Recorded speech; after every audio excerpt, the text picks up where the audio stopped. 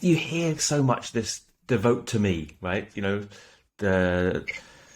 What does that mean? I mean, like devote to me, it's like a point of like, right? How does that mean? What does that mean practically speaking? It's kind of saying, well, like all you need to do is just concentrate on me, that one principle, right? And then there's, and to kind of qualify that question, then I think in chapter 6 we get a lot of talk about sacrifice, the need to sacrifice, right? So some people sacrifice their breath, some people sacrifice their food, right? There's a whole long list of, that's chapter 4, yeah, 4, sorry. They sacrifice their speech, Yeah.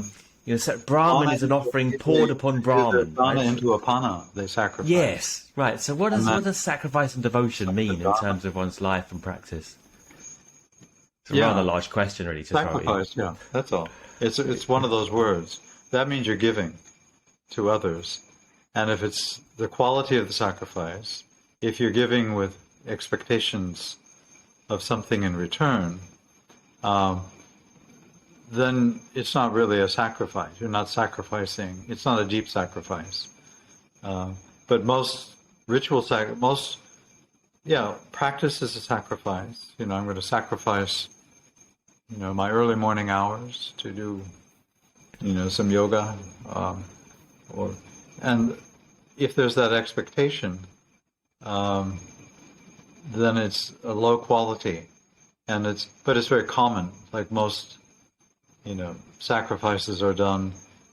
There's so many examples later in the Gita of tamasic, or what you're simply crazy, and you're making a sacrifice to, prove that the Earth is flat or something, or some conspiracy theory, or you're doing it just, to get respect of others, or you're going to make, a lot of Bitcoin, a lot of money if you perform this. But it's a sacrifice that you're giving something that matters to you, like my time or my, passwords, or. But and it used to be blood. The sacrifice meant blood. Right. So I suppose it's people are very afraid of the term devotion and sacrifice these days, and it crops up a lot in the Gita, and it's just kind of, I suppose, trying to. Yeah, just kind of reframe that, because it's as relevant as ever. I think we all feel the need to devote. We all feel the need to sacrifice. But yet, in the popular mindset these days, it's, like, oh, we've been there before. We're not going to be, duped again kind of thing, I'm my own person. I don't, devote to anyone else kind of thing, But, as you're talking here, it brings to my mind what happens for parents who practice yoga. You have children, and you have my practice, and then you want to do your practice, but because you really have this incredible devotion to these other beings, your practice becomes different often, or I was thinking of myself once wanting to go to a workshop with this Iyengar teacher, Mary Dunn, and then, no, I couldn't go because our son was needing me to be there, and me thinking, at first thinking, I'm having to sacrifice not going, and then realizing that this has the overlay with this idea of dharma. My dharma really at that stage in my life was to be the primary support for this child. And when I was able to go, that's so nice, it wasn't like, oh, I'm grumpy, I'm having to miss my practice. It was, wow, of course, this is the appropriate action here.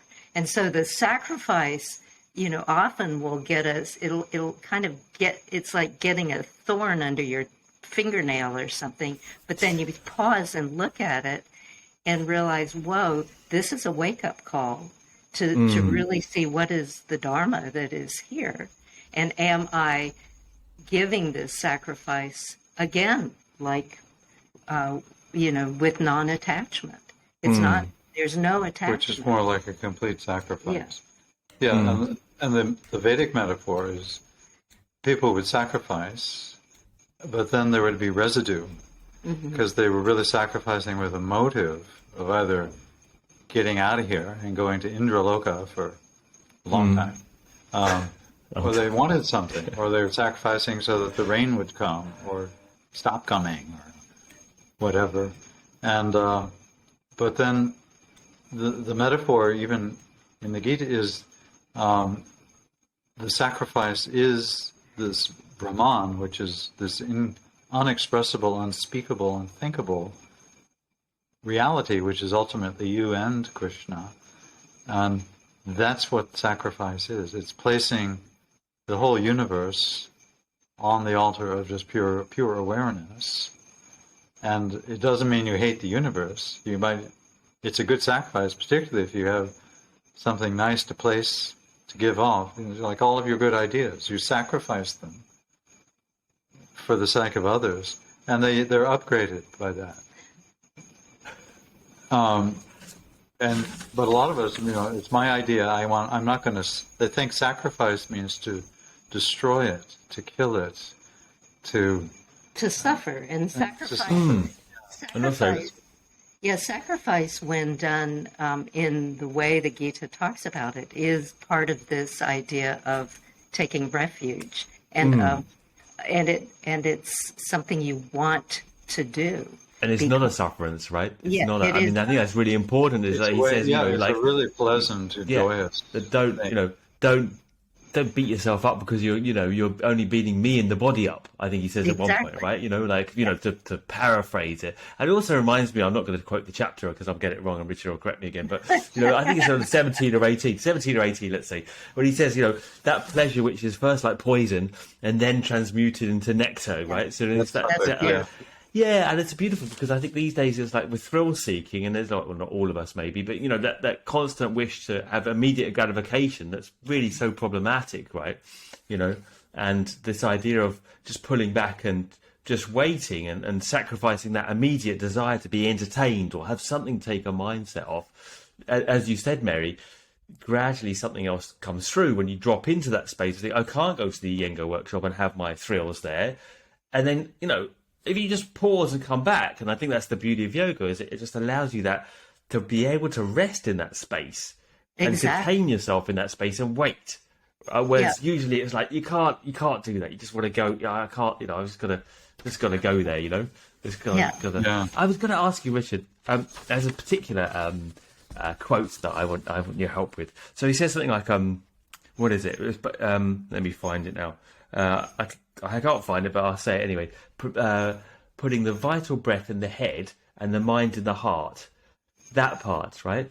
Do you know that quote that I'm talking about? Try to find it in a. Yes, it's in chapter 8. He says, controlling all the sense gates, placing the mind in the heart and the vital breath in the head. I thought it's kind of interesting. It's like, well, okay, the mind in the heart, the mind in the heart. The mind. Kind of, we understand that. I thought it was the mind here and the breath here. Something's backwards there, but it seems like it's backwards. That's what I was going to ask you. The translation is very, very bad. The mind, but the mind actually goes. But the mind is the manifestation of just symbols and patterns that are a product of breath or prana. So you realize that sensation patterns or prana patterns are like samskaras, and any thought you have, even a good thought, has a sensation pattern through the chakra nadi system instantly. Even a wonderful thought will still have, even if I think about no thought, in a good way, which is pretty hard to do, that'll have a sensation pattern. And so and if you're practicing smriti or mindfulness, then you go back and you just go back to the sensation pattern, and you let the symbols or the language pattern that arose from it, the story, you let that go. And so the story function actually rests here along with other beings. In the heart. In the heart. Yeah. And the breath in the head? Yeah, that's Kundalini. Right. That's Amrita. So that's it's a tantric verse. Yeah. Yes, that's what I assumed. Yeah. And we experience that in the practice. When you practice and the breath becomes sort of like this vibratory quality and a mantra, the mantra of the breath, it sort of allows the mind to soften. And it softens the rough edges of the mind, and the mind wants to be in the heart. You know, because the mind is so often just, having to decide, having to do all this stuff, and then it gets all hyped up. But when the breath is there, it's almost like, softening it, and then the mind settles back down to where it naturally belongs. And it really is this feeling of prana and apana meeting at different levels along the central channel that you experience when you have a free and deep practice that doesn't have to be all powered up, but it's very, very internalized. And you feel it.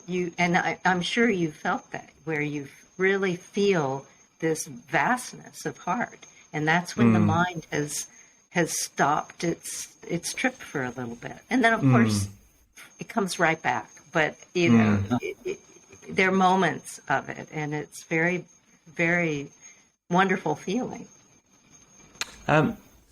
Just to kind of finish off, just as we're talking, I remember the quote from Richard. I think a couple of people have said this, but I'm sure that you've said this, Richard, in a video. Don't let yoga ruin your life.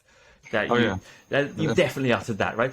But it seems like in the sutras and the Gita, I mean, like if you follow them to the T, if you follow them to, as they're meant to, that's pretty life ruinous stuff, right? It's saying those people that have understood me have no purpose in the world at all, right?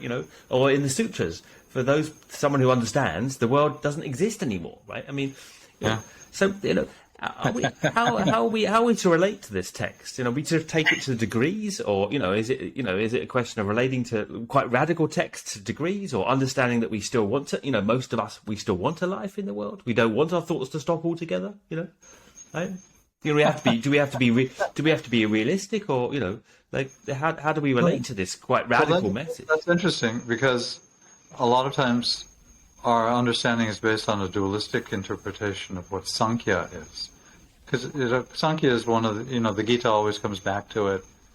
And it's one of those funny, wonderful systems in that the mind, thought, all of these things, they are what are called in the Gita, Daivi Prakriti. That it's obvious to see that the elements of the body, which you feel like, it's touch and smell and all of this stuff, that's sacred because it's like part of nature. But then the mind comes along, and we don't realize that the mind is also, they call that the Jivatma. And that the Jivatman, which we think is our individual story, which goes lifetime after lifetime, forever. Once I was an elephant, then I was a swan, and that also that's Daivi Prakriti. It's just gunas acting on gunas, and so that isn't you. So.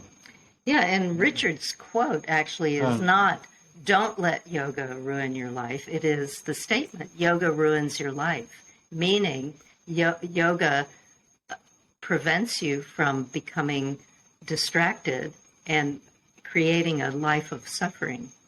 And can we do the both, though? Can we pursue pleasure and also yoga, right? Because, he says, the start is quite clear. Sensory contact is the cause of pleasure and pain. You must just bear them. And this time I've got a chapter 2, 14. Chapter 2, 14, right? So, that's pretty good. So it's like, you say you can't enjoy pleasure anymore. Job done. It's like, well...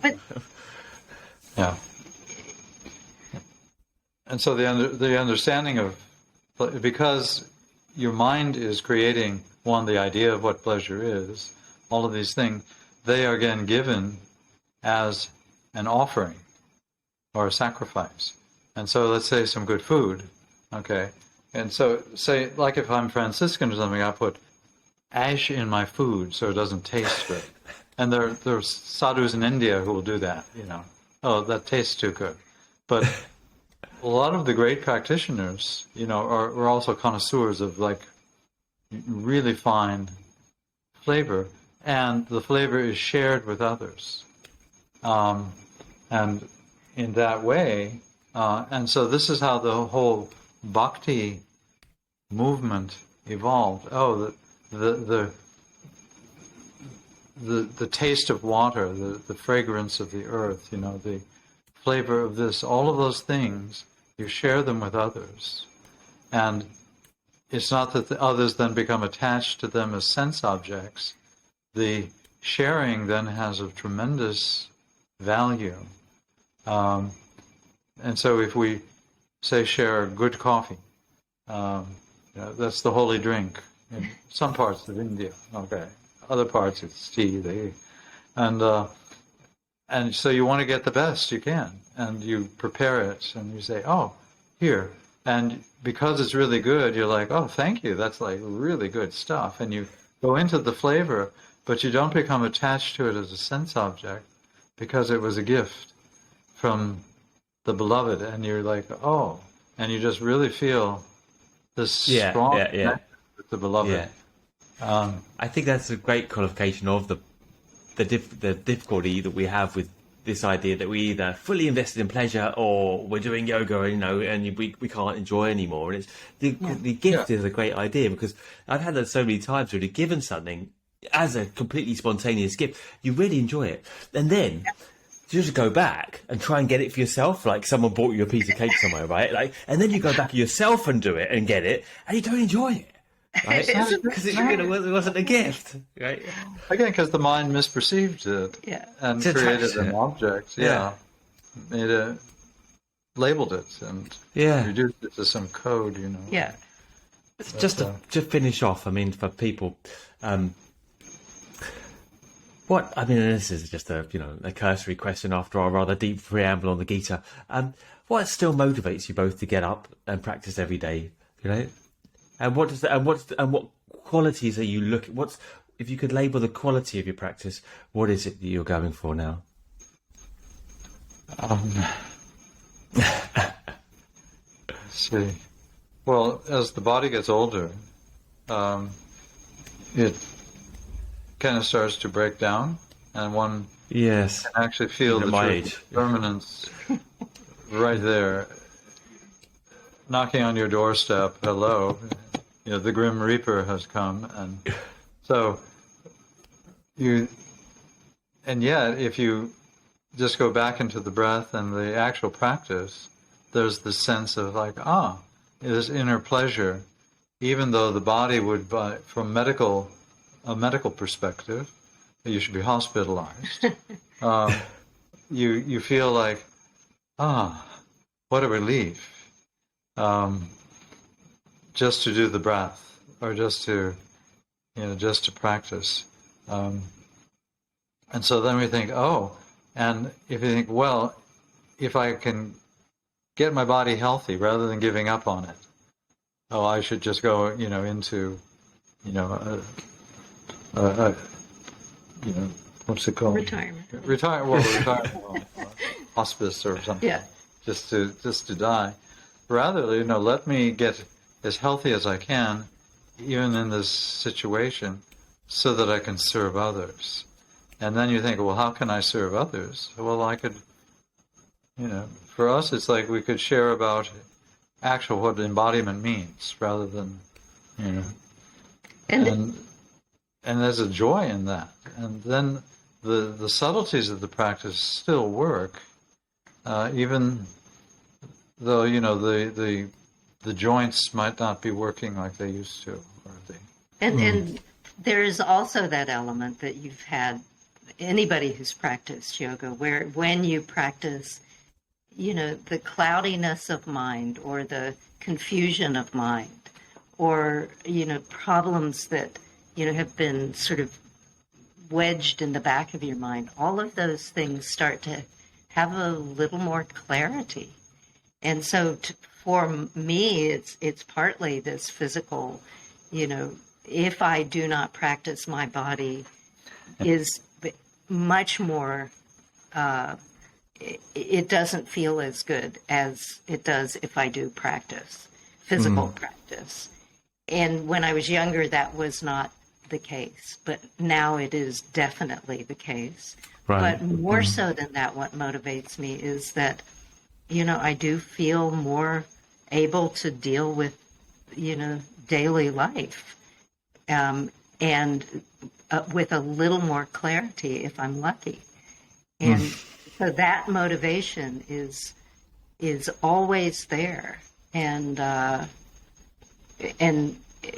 in a sense, it is a very pleasurable thing to practice. And it seems that it gets more so as you do get older, even though it may be on subtle levels. Doesn't look as good. Yeah, I was going to say, to the outside observer, probably doesn't look as good, but when is to she the inner practice? Yeah. When is he going to lift up to those straight legs handstands? Away with that. Well, it's been a pleasure to spend time with you again, Adam. And thanks so much for giving me the time. And I don't know where to end it. I'm usually useless at ending, so I'll just thank you very much. And I would recommend anyone to go and see their studio talks on their website if you have a few minutes spare between cooking your dinner and watching Netflix. Go and as we were talking before, Richard's got this idea of kitchen yoga now. So 5 minutes while you're waiting for your egg to boil, do a few yoga postures, listen to Richard and Mary talk about a bit of philosophy. Right. Thanks, Richard and Mary. Thank you. Thank you. Thank you. Good to see you.